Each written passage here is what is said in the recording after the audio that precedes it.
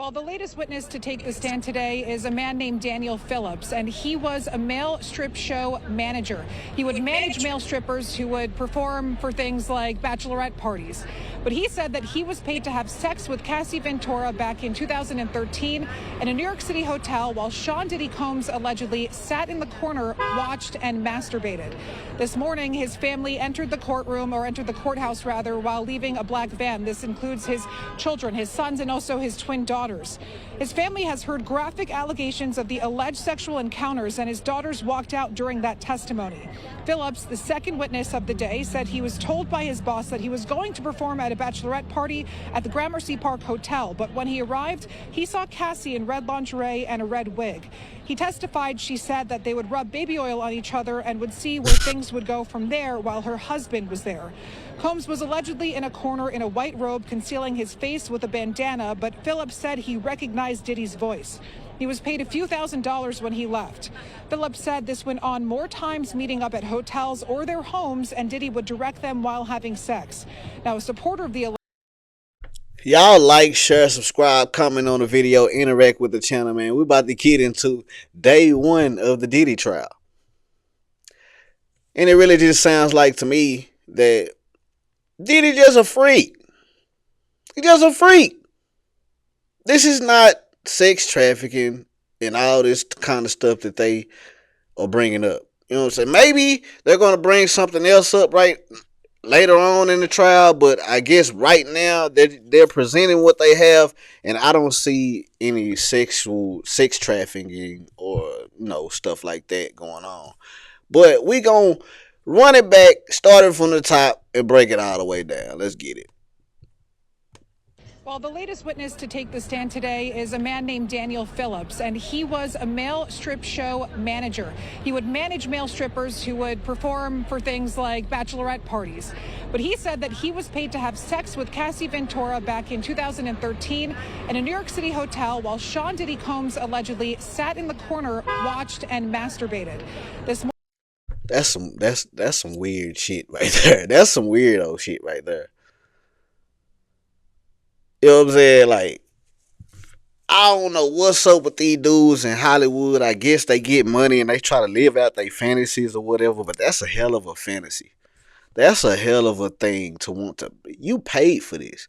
This man paid somebody to sleep with his girlfriend, because she was his girlfriend, and sit in a corner and watch. But who pays for some shit like that? You a freak ass nigga, Diddy. You definitely a freak. You're not a criminal. Not that I see. I mean, besides the abuse, the domestic abuse, that's a big thing, man. Like, that video was hideous. Yeah, you definitely should get some time behind that. But for the most part, he just a freak and a drug addict. Morning, his family entered the courthouse while leaving a black van. This includes his children, his sons, and also his twin daughters. His family has heard graphic allegations of the alleged sexual encounters, and his daughters walked out during that testimony. Phillips, the second witness of the day, said he was told by his boss that he was going to perform at a bachelorette party at the Gramercy Park Hotel, but when he arrived, he saw Cassie in red lingerie and a red wig. He testified she said that they would rub baby oil on each other and would see where things would go from there while her husband was there. Combs was allegedly in a corner in a white robe concealing his face with a bandana, but Phillips said he recognized Diddy's voice. He was paid a few $1,000s when he left. Phillips said this went on more times, meeting up at hotels or their homes, and Diddy would direct them while having sex. Now, a supporter of the alleged victims, Jaguar Wright, spoke out before court this morning. I do believe there's going to be a lot of curveballs. I do believe there's going to be a lot of interesting things. And what I will say is, be vigilant. We're getting started. Is this a reckoning for the music industry? Oh, it needs to be. And if it wasn't, I hope my presence starts that. Black women, come on. Come on to the front of the congregation. Come on. Sit down right here in the front. Because y'all love attention. I love attention. What do you mean? You hope your presence starts there. What is your purpose, woman? Who are you, Miss Jaguar, right? I guess she the new Malcolm X, Martin Luther King. Man, the black community has fallen so far from grace. It's sad, bro. This is our representation. We had Brother Malcolm. We had Martin Luther King. We had Muhammad Ali. You know, we had a lot of good, strong leadership. Even, Shahara Ali, whatever her name is. It's a crazy name. But y'all know who I'm talking about. Those of y'all who know who the lady. Rosa Parks, Oprah. I'm not too fond of Oprah, but I'll take Oprah over this shit right here. Michelle Obama. Anybody over this shit. Who is this woman? And why is she here?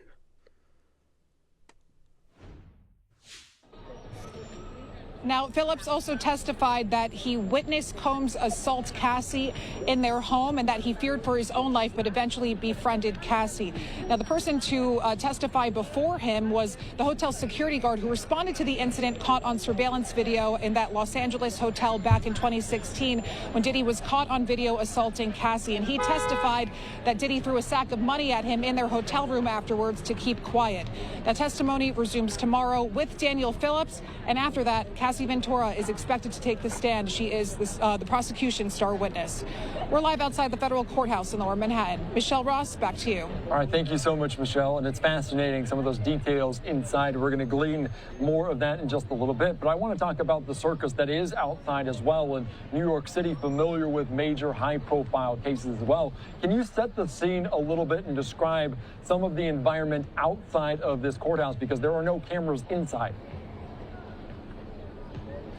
Right. No cameras allowed inside. It's mostly press that's behind me here, but already a line has formed for press and the public to get into the courtroom tomorrow. So I would say there are about maybe 3 dozen people. They have lawn chairs sitting out ready to get in and stay here overnight. Oh, wow. That is impressive, obviously. That's dedication.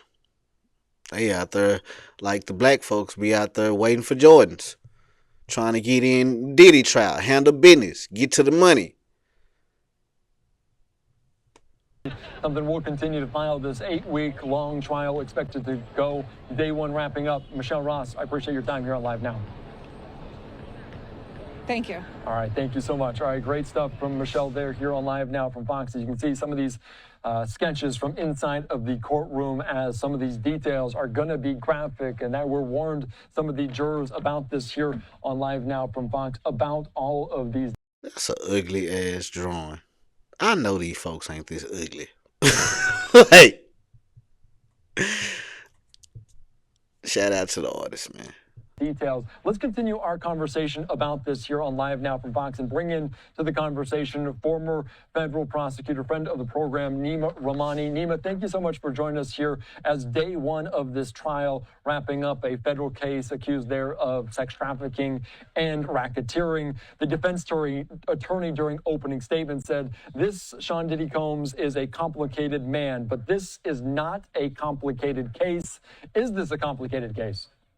It is a complicated case, Andy, and we've been waiting for this day for a year and a half, and a lot happened today. We got our jury, we got through opening statements, and we're on our second witness. So let's talk about the opening statement. And it's interesting, not necessarily the substance, which I'll get into, but who delivered the opening statement. In a case that's about gender violence, we had 2 women deliver the opening statement. The prosecution is almost all women, so that's not unexpected. But you had Tony Garagos, Mark Garagos' daughter, who delivered the defense opening statement. And I think you really can see the defense. All women. All women. In a case that's gender related, yeah, this is a setup. This is a setup. This is a shakedown. I'm not condoning what Diddy did. You know what I'm saying? Like I said, the domestic violence and stuff like that. True enough, he deserves some time for that. But this racketeering, sexual assault, sexual sex trafficking, racketeering, and all that kind of stuff, man, with an all woman jury, all woman offense, like the women are, yeah, they trying to get him. This is political. I think that's just my personal opinion. This is political, and something is going on behind the scenes that this is really a bigger deal than what we're looking at, and they're covering something up with this.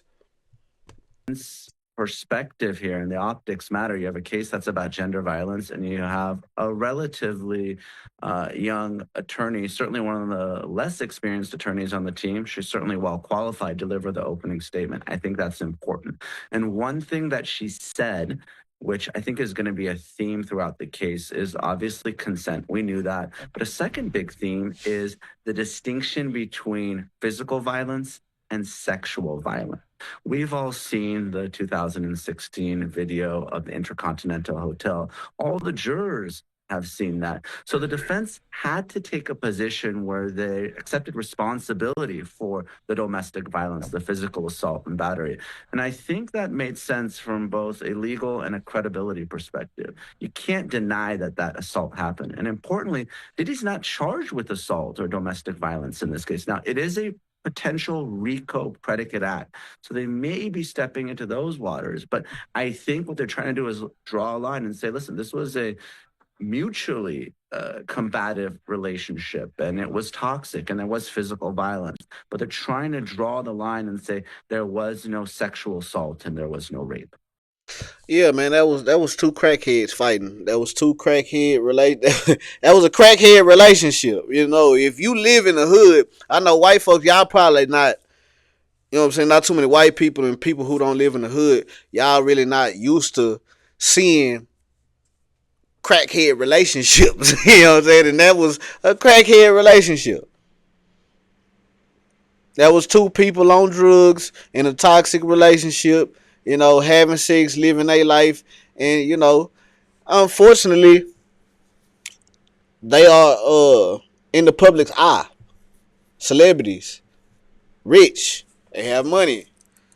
You know what I'm saying? So y'all don't get to see the crackheads in the hood on trial. Y'all just see the rich crackheads on trial. These are the rich drug users, and this is what they do. This is what that's what drug user relationships are. This right here. But y'all like, share, subscribe, comment on the video. Let me know how y'all feel about day one of the Diddy trial. Hit the link in the description. You want tattoos or piercings, you in Dallas, Texas, holla at your boy. If you want custom rugs, you in the city, if you anywhere in America, we can get it to your doorstep. Hit the link in the description. Don't be a lame like Diddy. I heard having any freak on, old freaky freak boy.